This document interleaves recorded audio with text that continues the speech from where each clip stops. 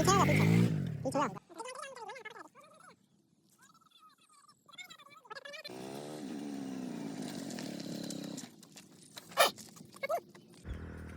Road पर एक बहुत ही खतरनाक मोड़ है।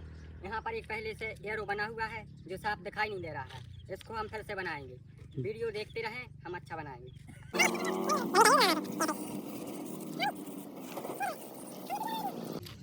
यहाँ तो जाओ।